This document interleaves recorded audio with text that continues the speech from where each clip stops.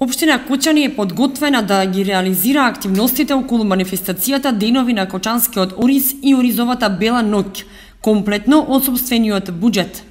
Барањето за финансиско вклучување во манифестацијата не е доставено само до угостителите со објекти во трговскиот центар, туку и до други стопанственици од Кочани и од општината се задоволни од одзивот.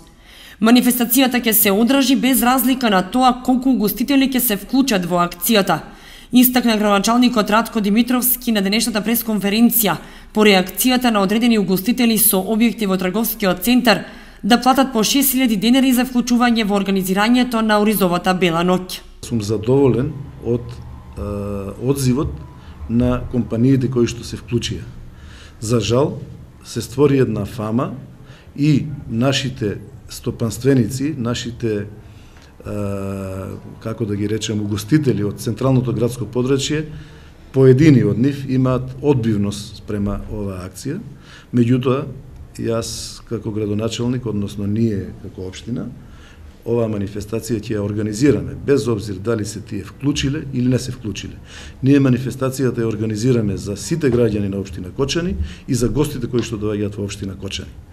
И ја организираме на местата каде што изоценуваме дека ќе има најмногу посетители. За сега имаме информации дека има одбивност од одредени угостители во централното градско подрачје. Мислам дека тоа ќе биде надминато и дека тие ќе сватат и дека ќе се вклучат во акцијата. Димитровски беше повикан да одговори на реакцијата на угостителите на трговските објекти кои беа револтирани и непријатно изненадени од барањето на локалната самоуправа на Кочани за нивно финансиско учество во манифестацијата Денови на Кочанскиот ориз.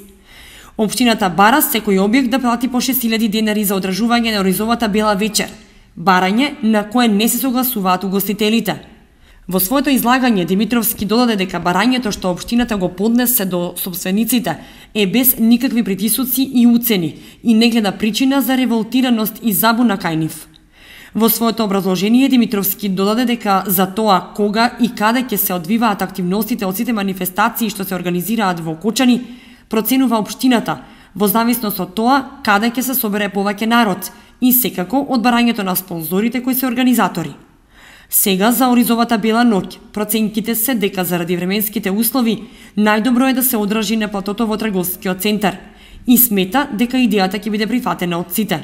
Инаку, угостителите и понатаму стојат за тоа дека до одржување на оризовата Бела ноќ ќе организираат средба меѓу себе, со цел да се договорат што да се прави и како треба да постапат.